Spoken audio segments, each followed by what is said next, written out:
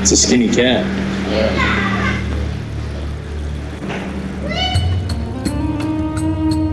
In my youth, the world felt impossibly big. Oman wasn't a place I dreamed about. Honestly, it was barely a place I thought about at all.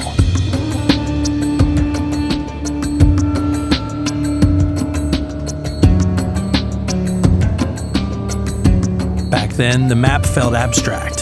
Cities and countries, only words with no context. Distance, merely hypothetical.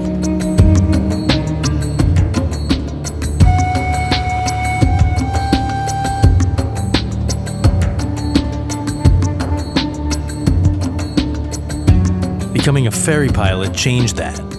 The world shrunk as the process of traveling became routine, and my brain started to compartmentalize each destination as simply the office. Even places I'd never been seemed familiar, just another variation of some other location I'd been to.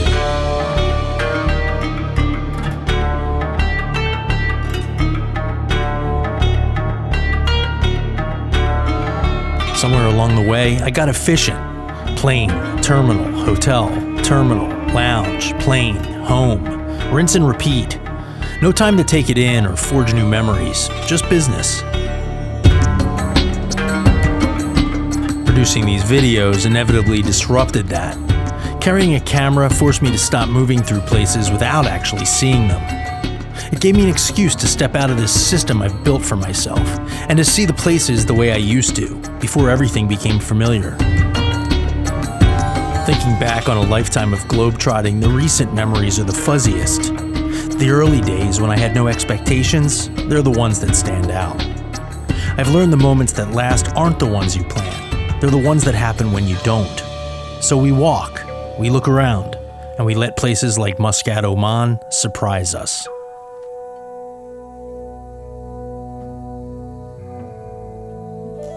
The A319 that Pat Lewis and I brought in from Harbin was one of several of these part-out airplanes moving through Muscat. We flew that plane out the following morning, which I'll come back to later. A couple weeks after the 319, I was back on the same route, this time on a 737-700 with Pat Roa.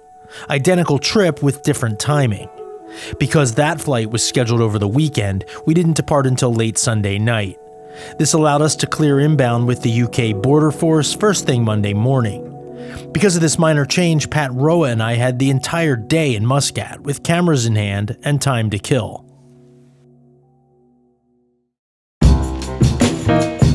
We asked the hotel to find us a driver and told him we wanted to see something interesting.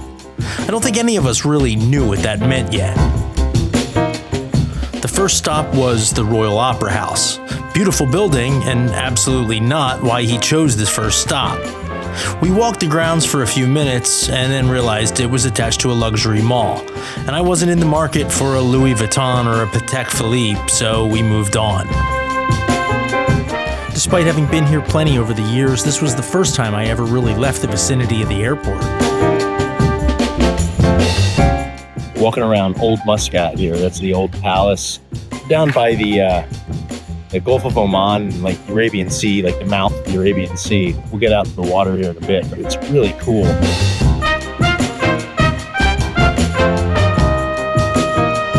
It was during Ramadan, so the city felt paused, which was probably a strange way to witness it now in retrospect.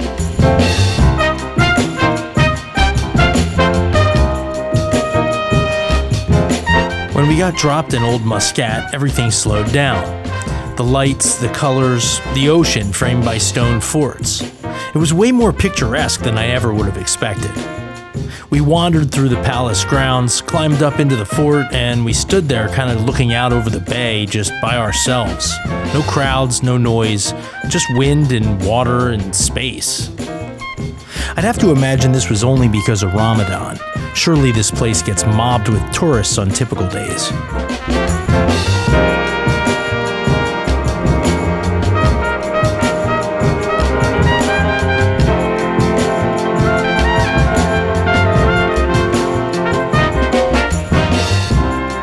I'd estimate that we were there for about an hour, and I was starting to wonder if we'd be able to find somewhere open to eat. I pulled out my phone and started searching, hoping to plan out the rest of the afternoon. As it turned out, we were right around the corner from Mutrah Souq, perhaps the most well-known indoor-outdoor market in the city, exactly where I was hoping to end up for lunch. As soon as I crossed the street, I knew that we'd found the spot. This is what I was looking for. Narrow alleys, regular people, sand-colored buildings and storefronts, spice vendors and street food. I could smell it all from a block away, and my stomach began to growl. Should we walk up here, or just walk down the street? What do you want to do? Oh, I think we're going to go down there. Oh, yeah. Okay.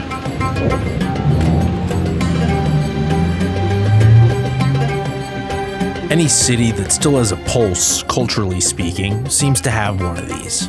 A central market. In Muscat, that's Mutrah Souq. Old, dimly lit, a little rough around the edges, and always a little chaotic. In a world dominated by sanitized, high-end, fashion-branded shopping experiences, and yeah, Muscat has plenty of those too, I'll take this every time. These are local businesses, family-owned, probably for generations.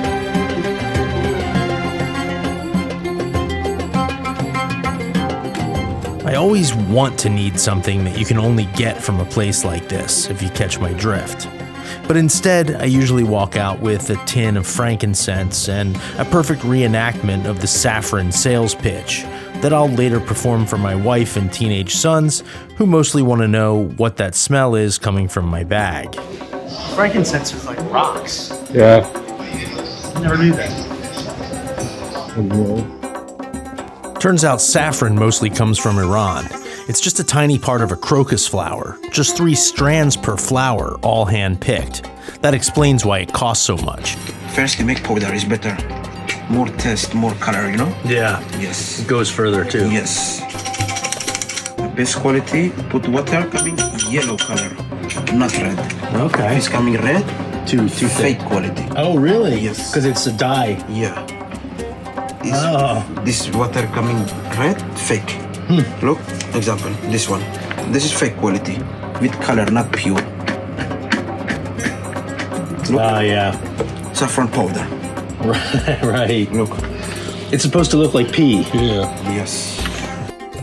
Looking at Mutrah Souq from above, you'll notice that it's basically a wooden canopy structure above a corridor, lined by little buildings that enclose each shop. Along the corridor, there are circular gazebo-like structures branching off into different corridors and open doorways leading out to town. Pat and I took things outside in search of the street food, which I was starting to worry might not even be there because of the holiday. But when you're wandering around a market like this long enough, the lunch tends to find you. What do you want to get, man? Let's try something. Yeah. What do you recommend? The best. 2 piece 100 paisa. Okay. Yeah. I know. You have money? Yeah, I got money. Sure. Probably just more. I'm sure that's more than enough. What was that one? This egg. It's the egg and the. Yeah. The egg and the. Almond paste? Yeah. What is that big fried thing? I want to try that. It's like a fried sandwich. Yeah. This one? Yeah. You know I couldn't pass up the temptation to try what looked like a deep-fried sandwich, which I still have no idea what it was filled with, but it tasted good.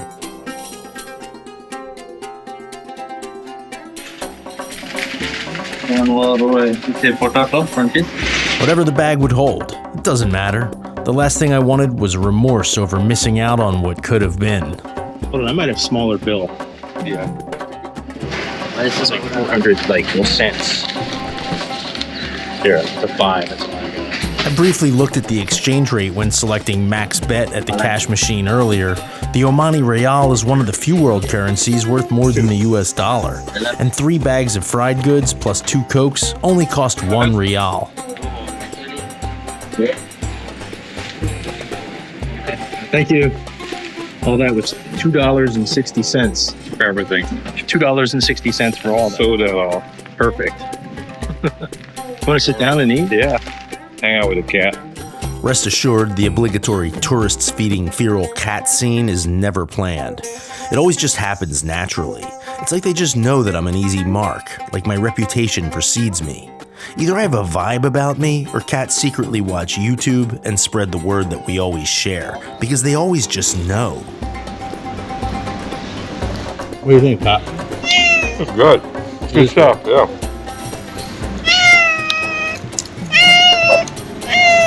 You like this? Be nice. I don't know if that's good for you. Let's see. Who wants meat? Oh, really?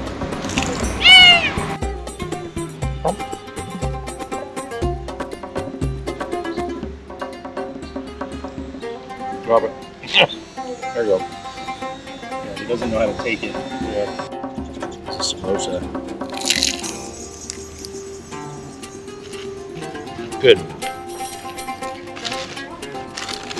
Your kitty one. Good.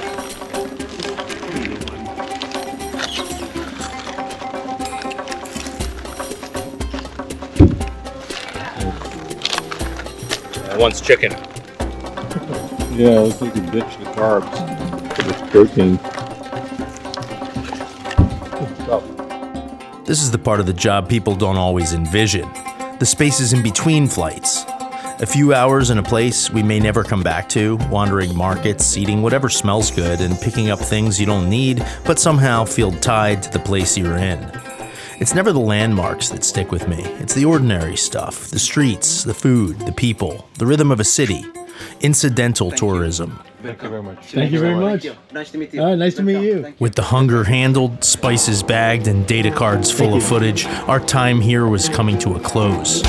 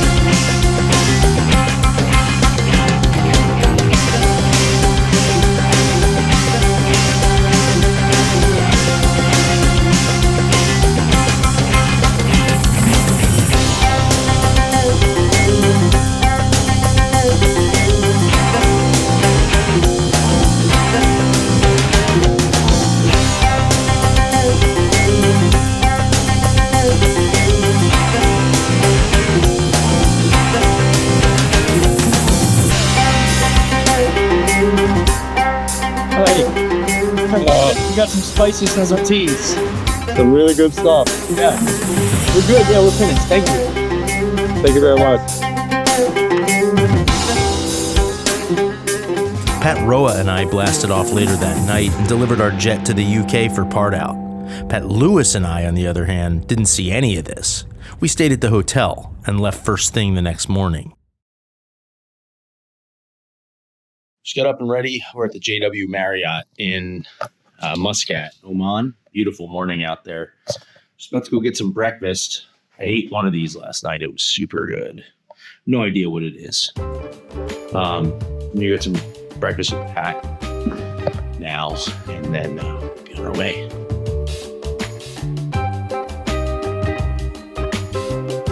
The food here is good. That's They came out, gave me a big goodbye. even most vacation here. Seems like it. But this is awesome breakfast. Amazing food. Look at this. I already ate those. And what are those things called? Eggs Benedict? Oh yeah, Benedict's turkey bacon. It's really excellent. Fruit, chia pudding. Poop in a cup. Yeah, I like the poop in a cup. No catering needed on the first leg, a solid hotel breakfast had us covered, and there were still a few snacks on board to get us through the flight. It was a sub-5-hour hop across the Saudi desert into Cairo where we'd gas up for the final leg north to St. Athen. We'd get catered again in Cairo too, and since this A319 actually had working ovens, we'd be spared the usual cold cardboard Pizza Hut and those little ketchup packets they call a meal. Planning a technical stop in the ferry business is a little different than in the airline world. Geography obviously matters, staying close to the Great Circle route while working around airspace permits and geopolitics. Fuel and handling costs, those are critical. We build a budget and we must live inside of it. There's some super fancy cars here in Muscat. I think they think we own the Airbus. Maybe. They'd be mistaken. And honestly, that Rolls Royce is probably worth a third of what the Airbus is worth. But after that, it comes down to predictability. We don't have massive dispatch centers or spare crews and recovery plans waiting behind us. When something works, we remember it and we go back. Muscat is one of those places. Fuel is competitive, but handling isn't the cheapest. Maybe that explains the Rolls-Royce airport transfers. But the real reason is simple. Hotel door to airplane stairs in about 20 minutes every time. That kind of consistency is gold in ferry flying. Pat Lewis, our former intern, has been on the bus for almost 2 years now at Nomadic. Earlier this year, we sent him down to Miami to the sim to also qualify on the 737. Flying both Boeing and Airbus at the same time isn't as hard as you'd think, but it does take practice, and this is Pat's first year dealing with that. So I let him handle all the pre-flight programming in the cockpit. We of course were in the typical ferry flight configuration, otherwise known as Navigation Database Deferred in accordance with MMEL 3436 Delta. This means Pat would get plenty of practice on the old McDo to get that Boeing stuff out of his head, at least for this week. I headed down to set the fuel load in the totalizer, and the fueler hooked up.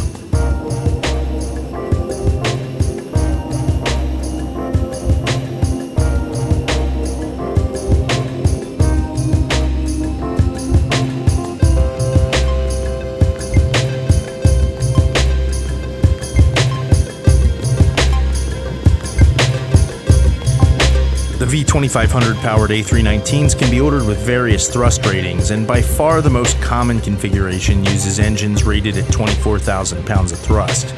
Some operators, however, need the high altitude and hot temperature performance that the more powerful engines bring, and this plane had the big 27K engines. The extra 3,000 pounds of thrust is very noticeable, and the rate of acceleration on the runway really pushes you back into the seat. The thing is a hot rod. Someone mentioned these engines are not standard V2500s. These things are 27,000 pounds of thrust each, so they're real powerful. And it's definitely noticeable in this airplane. It's so unbelievably powerful light. We were doing like 8,000 feet a minute with full fuel climbing out on the last leg. It's really something else. By the way, this thing is soft. If you've ever wondered. The entire process of arriving in the morning at a cold, dark airplane to engine start and taxi out only really takes about 45 minutes, even with user fixes to program into the McDo. It's a well-choreographed routine that we repeat thousands of times with either pilot in either role. It sucks, man. We're gonna be building fixes all day. Busy work. Yes, sir. Super annoying. The paperwork, consisting of flight plans, weather, fuel releases, and Gendex, are delivered electronically to the crew using our own purpose-built trip management app, and the hard copies are then forwarded by email to the ground handler for printing. We always need the paper copies too as a backup. Yes, sir. We are going to call for push in just a second, but the brakes are set, and if you haven't already, you can pull docks. All right, what's the QNH? 10-17. Set the QFE default. That's a China thing. Okay. So you gotta always. That could be a disaster. We'd fly 2 legs today and finish this project up in St. Athen, Wales. The first leg over to Cairo is among the most scenic ferry legs that we regularly operate and involves traversing the Saudi desert before descending over the Red Sea to maneuver over the city of Cairo for landing. I feel like we typically depart Oman at night, and knowing how beautiful the terrain is climbing out of Muscat, I prepared my camera gear for what I'd hoped would be an opportunity to film some epic content on the climb out under clear skies in the morning sun. It was Pat's leg to fly, and I'd just be running the radios, which also meant I'd be able to devote some attention to the filming duties. Oscar Mike Delta 405, Muscat ground, good morning, pushback and startup is approved, facing west on Lima. So start approved facing west on Lima. Okay, pushback and start is approved, facing west on Lima. The brakes are released and you're clear to push. The Muscat airport is big, but for most of the day, it's very quiet. The most I've ever seen is maybe one or two other airplanes taxiing in or out while we're on the move. I assume it's one of those places that's only active for a couple hours at peak times. Okay, the brakes are set. You are cleared to disconnect. And you can also disconnect the headset. Number one's almost started up here. And we'll look for the pin. And thanks for all your help today. Bye-bye. Lima Hotel Romeo Sugar Victor. Right, and then hold sort of in. Where are we? This thing doesn't know where I am. Always a good stop in Muscat, man. I Yeah, really, that's all overnight. Nice spot. yeah. Mountains look awesome. Yeah, those videos he was showing me of the sand rails, the Jeeps. He has an Xterra. I think was kicking ass out there. Really? Yeah, big tires. They go out and they barbecue. They bring all kinds of food. Looks like 20 Jeeps.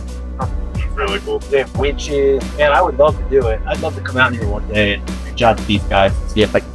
Before pushback, one of the ramp agents was showing me some pictures and videos of a weekend riding 4x4s and barbecuing meat out in the Omani desert. He invited me to come along sometime, and I definitely want to do it, but not today.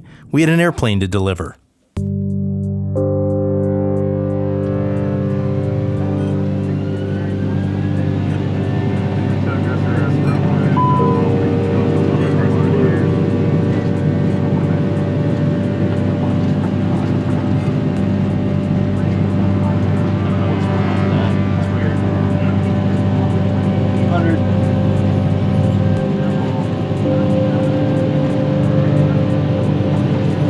P1, rotate, D2. Positive rate, you're up.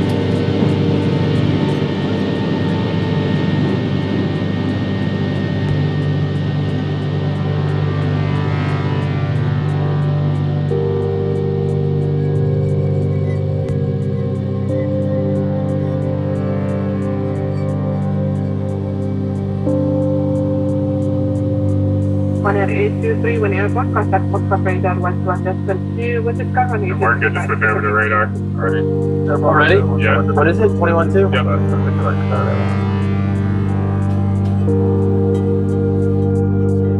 Muscat radar nomadic 405 is with you, climbing 2,100 for 3,000. What's up, Mike Delta 405, identified, 6,000 feet, present heading. All right, present heading to 6,000 feet, nomadic 405. 1252, descend 4,000 feet, vehicle the altitude 6,000 to 4,000.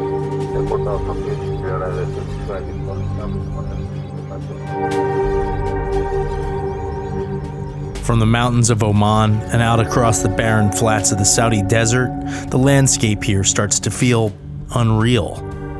It's less like flying over Earth and more like watching footage from somewhere else entirely. Mars maybe, or maybe a place we haven't been yet.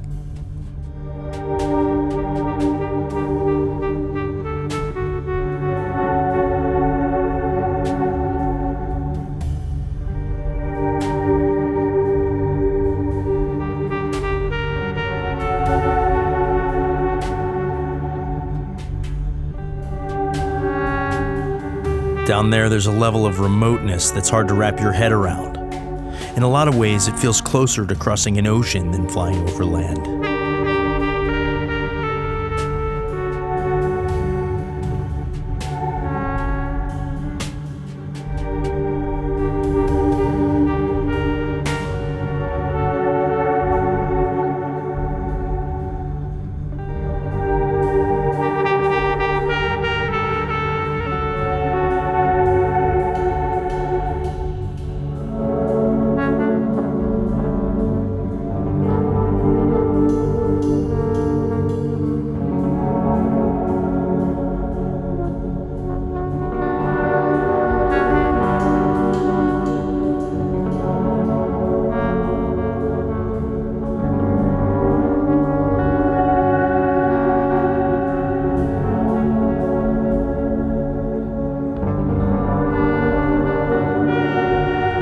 For long-haul pilots, most flights are spent killing time and finding ways to keep focused and alert. Maybe an audiobook or a podcast, a puzzle or a game, or a conversation with the other pilot. But even before cameras, this part of the world demanded my attention through the glass as an observer of natural beauty and the wonders of our planet that can best be appreciated from miles above looking down.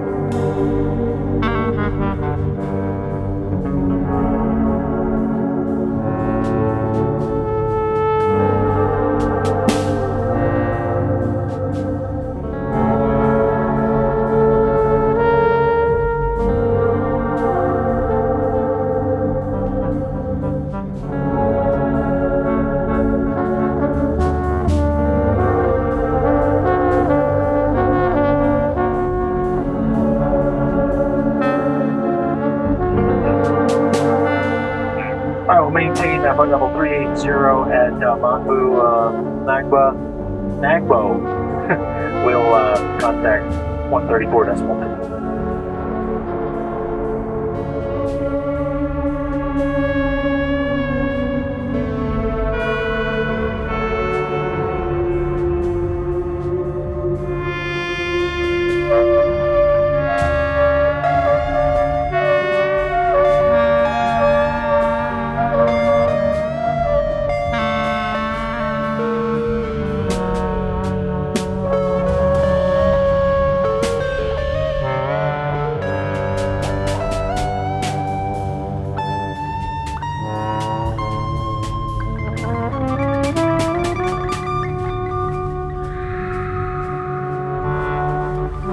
Eventually, the colors start to change.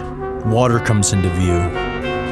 The emptiness gives way to structure, and you can sense things transitioning from isolation back to civilization.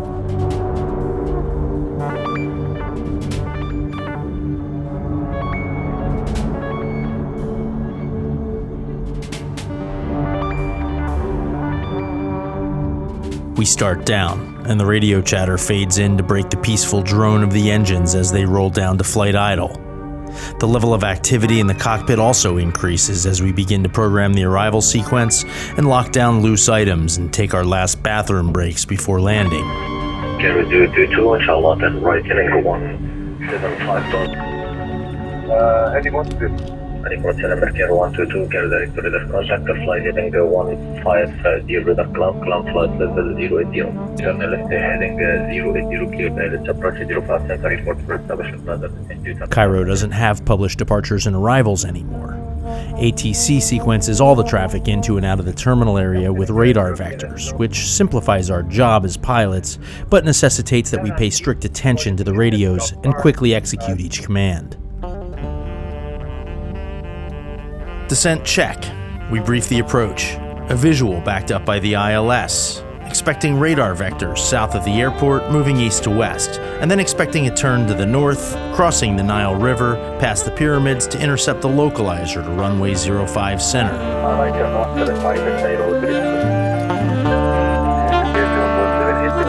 We're number 2 to the runway with several aircraft behind us. Keep the speed up, they say. 200 or greater until 5 DME. LS on. Auto brakes, min. Localizers tuned and identified. Approach brief complete. Pull heading. We're now on radar vectors. Approach mode, activate. Pull speed.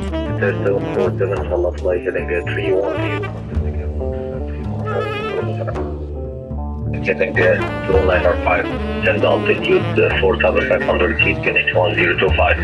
295, 4,500 feet, and 105. 429R6, minimum free speed. Come on, that's 405, 1020, 1 for center, keep traffic. Land 05 center, Oman 40. Clear land. Soccer stadium, welcome around.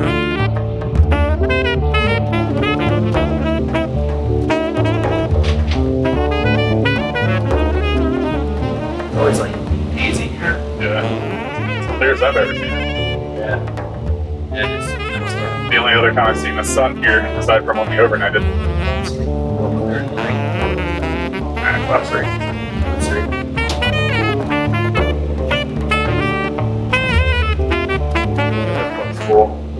That's full. Let it check. Let it know. Ahora puede quemar.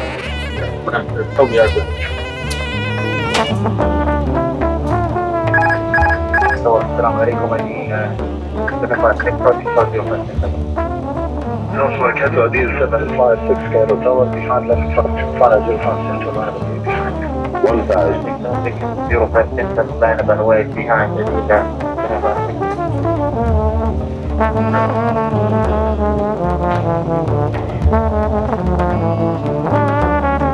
If you land your own profile, you're sinking 5 and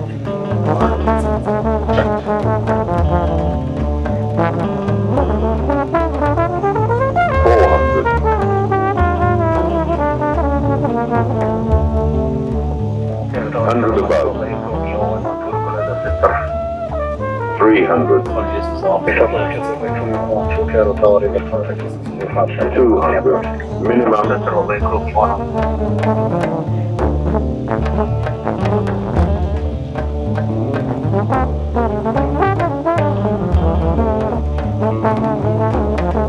100.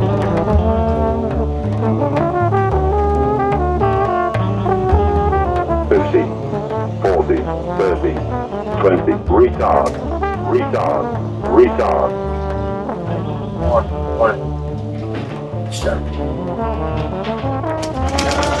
spoilers.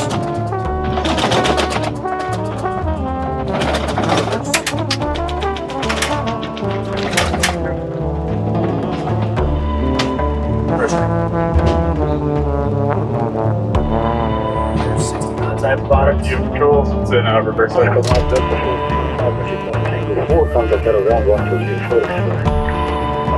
Harbin, Calcutta, Muscat, and last but not least, Cairo.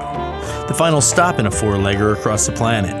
It was time for one last walk-around, one last fuel load, one last restock of our catering, and then one last flight for this little 319 before retiring from service forever. I always think about these things in the last leg of a part out and give a little mental nod to the crews, engineers, mechanics, and support team that kept her flying over the years. I don't know how many passengers she's gotten safely to their destination since she rolled off the assembly line in Toulouse, but I'm sure it's been a lot. Another marvel of engineering reaching the end of the road.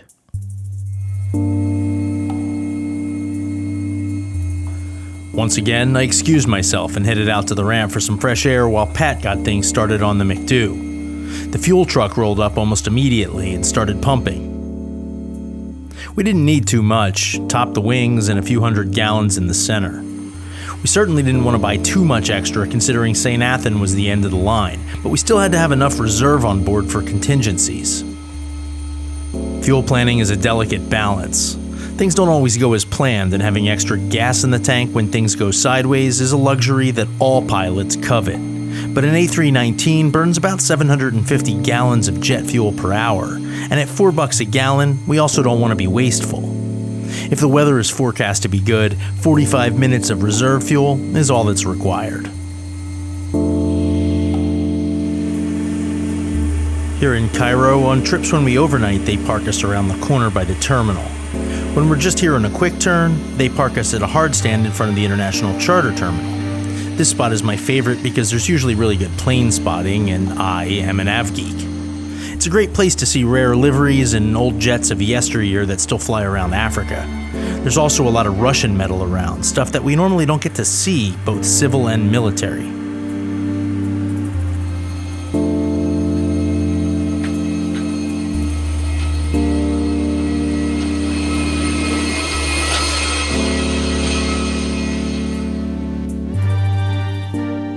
How are we doing? I was just gonna build both runways, but I see the only approach is 3.5. Did they ever give you a visual on 7? Or is it... Man, I haven't been there in probably 5 years, so I don't remember. We'll figure it out. We'll build it if we need to. You can turn off those brake fans. It's loud as hell out there. All right, the next is Menku, Mike Echo November, Kilo Uniform. We got North 31, 05.5. So, North 31, what? 05.5. But East 03, 01.8. Early in the trip when we're fresh, building the user fixes with lat longs is a one-man job. But on the last leg when we're tired and hungry, it's best to accomplish this task as a team with one guy reading the coordinates and the other entering the numbers. Then the reader glances down to verify the data.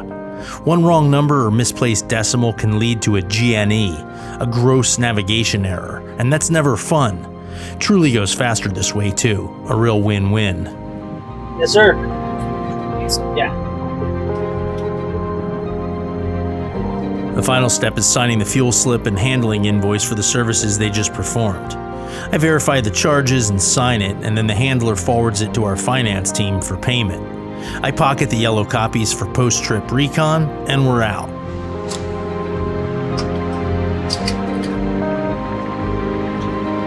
The food looks like decent, actually. I've never had the hot food here. I don't think. Maybe. Cockpit Casual. Yes, sir. Just wondered if you were ready. We're going to call for push if you are. Thank you. Yeah, you can push somebody. We're not clear behind us. Like that. A330 is behind us. No reverse camera on an airliner. We have no idea what's happening behind us, so we rely on the ground handlers and ramp controllers to tell us when to push. Sometimes this is an endless waiting game. Ground Medic 405 with whiskey stand for the bus push start.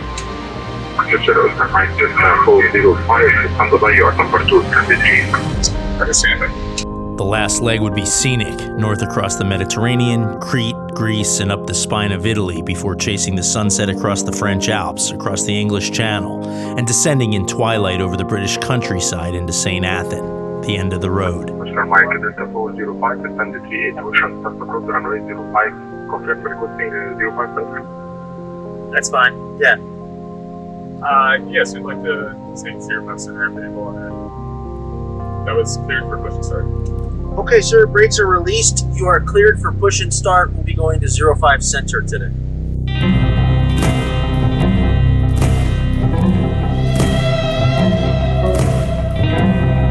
I'd fly this one, and Pat would run the radios as the non-flying pilot.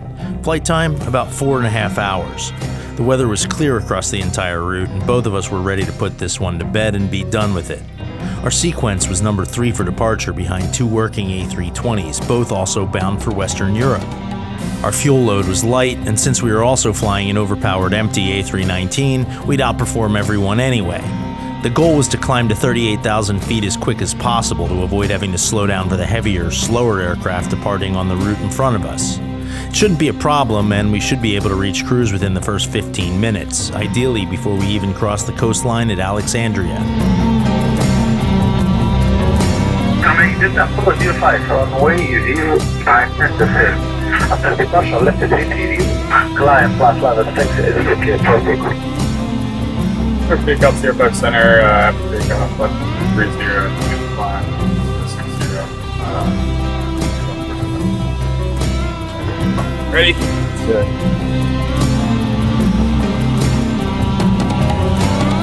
Come on, right engine. 65. 80. Okay.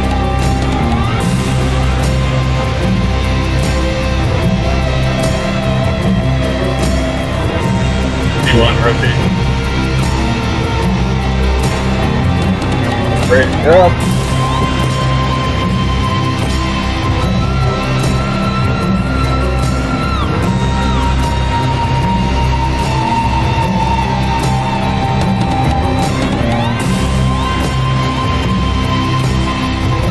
Full heading.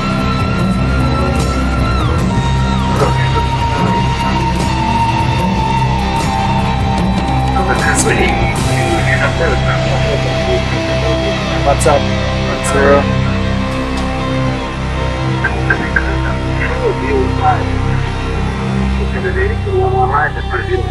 Left 30, contact 119. 05.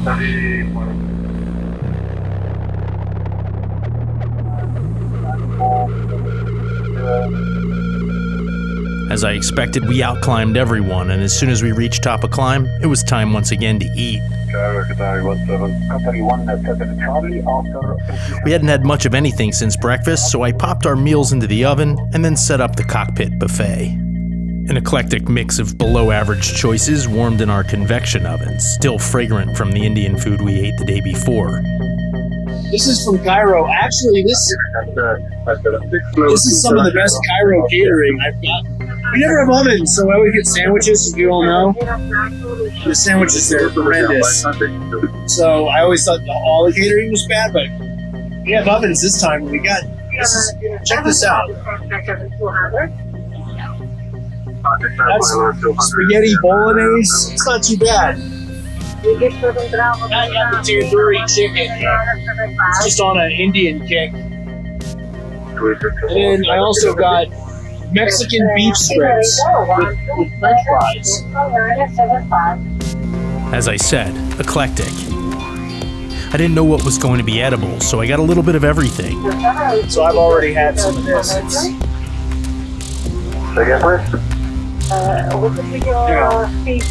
You can't really screw bolognese up too bad. It needs to be convenient. What would you like?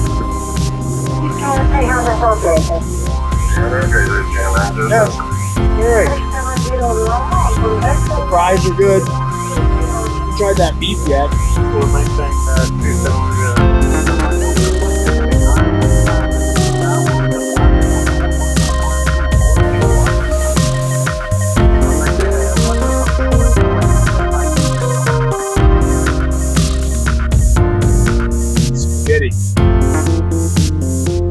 It's on my pants, my arm, and my shoe.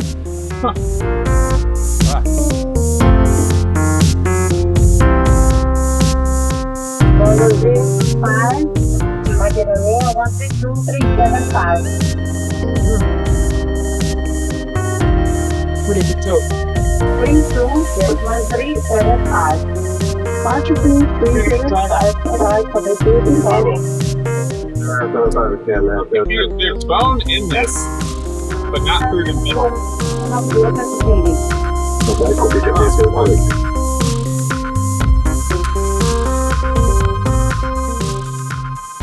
It's got an exoskeleton, is what you're saying?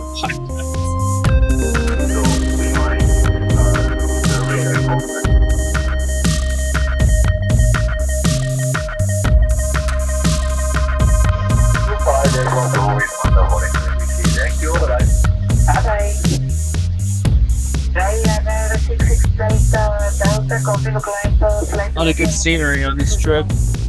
French Alps. Oh yeah, look on your side. Alright, man. This is the final hour of this long ass journey, you know? It's been a long one.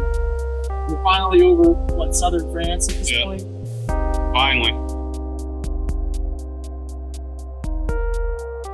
Wonderful safe.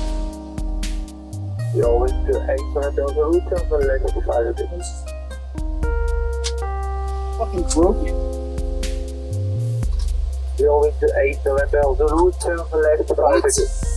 Turn left 5 degrees. This is like I've never seen this level of seat malfunction. Dude, this airplane is like, it's done. It's given up.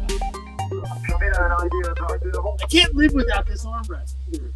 This is extremely uncomfortable. Yeah, looks like it. That's the inner workings. It's like an MD-80 window. Any Airbus pilot will tell you, the armrests are essential on this thing. The jet was designed to be flown from a specific position, and if you lack arm support, it really sucks. The left one more than the right, but regardless, I'm glad it at least waited to the last leg to fall apart. Now what?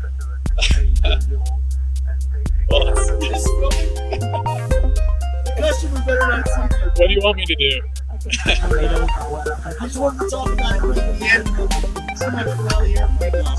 It's the end of the armrest. Damn it!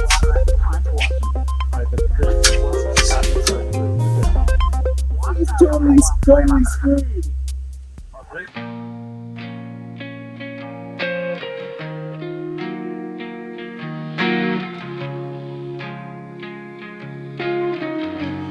As the sun started to set, we briefed up the approach into St. Athen and transitioned to ATC that spoke English natively. Facing west, we'd be able to take advantage of the last remaining light as the darkness enveloped our position from behind. I will hurry, I will start, I will Atlantic 405, Eastern to altitude 4,500 feet, QNH 1025. So 4,500 Atlantic 405. I will choose, no sun, no sea, no time to lose. Atlantic 405, contact Cardiff radar 119 to 155.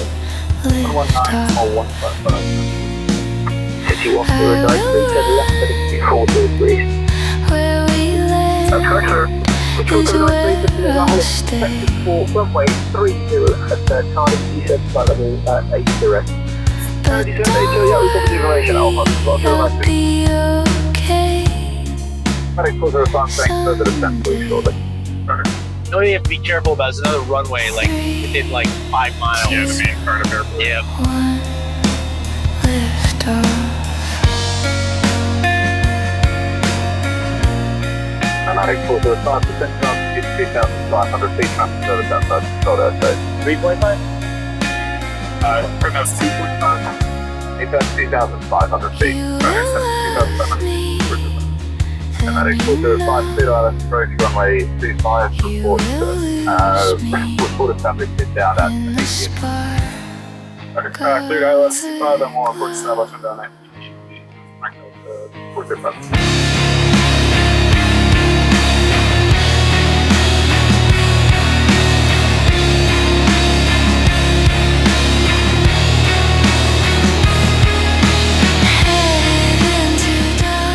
Contact main Athen Tower 162.565. Tower 2 expire next. Atlantic 405, Captain 2000. Maintain 196. 36. 47.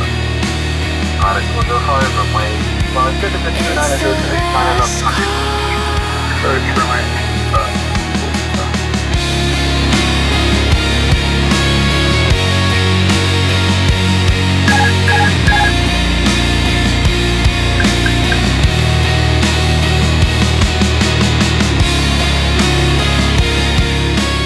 Atlantic 405, runway 5, 11 up. Islam, then start with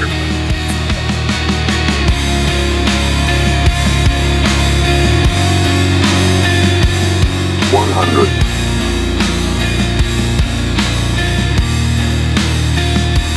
50, 40, 30, 20, retard, drive.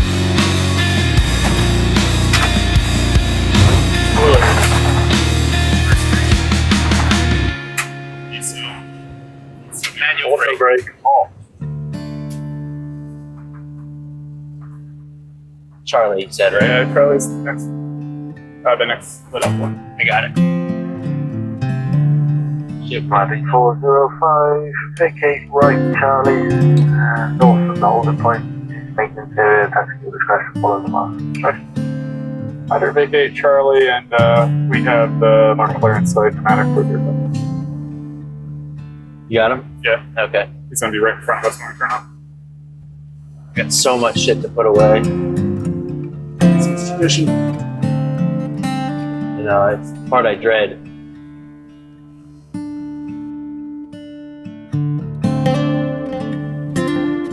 Little last taxi road. South Paid Ferry for Regional. fucking 172. I got South Jersey regions like half of this. Yeah. Like many places we deliver to, St. Athen wasn't really built for modern jet airliners, and though the runway's plenty long, the taxiways are narrow with very tight turns designed for much smaller aircraft. I've flown 767s in here in the past, and the 319 isn't very big, but it sits high, and maneuvering it around requires some finesse to keep all 6 tires on the pavement. I can't see the marshal with the light. Right in front of it. I can't see him now because I lost his reflective vest. There he is. But yeah, right by the left plate. Why don't this launch there? We parked the airplane for the last time and started the slow ritual of cleaning up after ourselves, making sure no mic, no camera, and no iPad got left behind.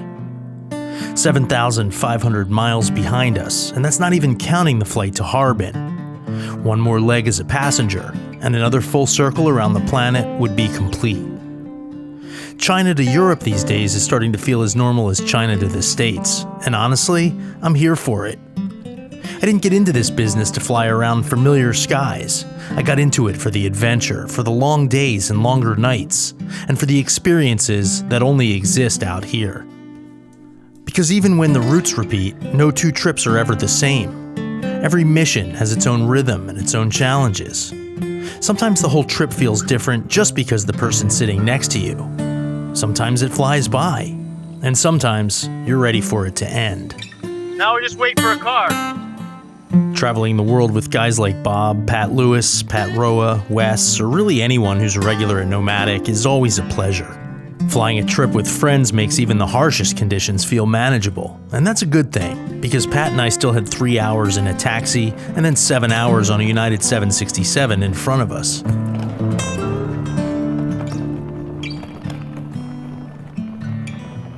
We'd get a few hours in a hotel near Heathrow to wash up, change, and take a little nap before heading home.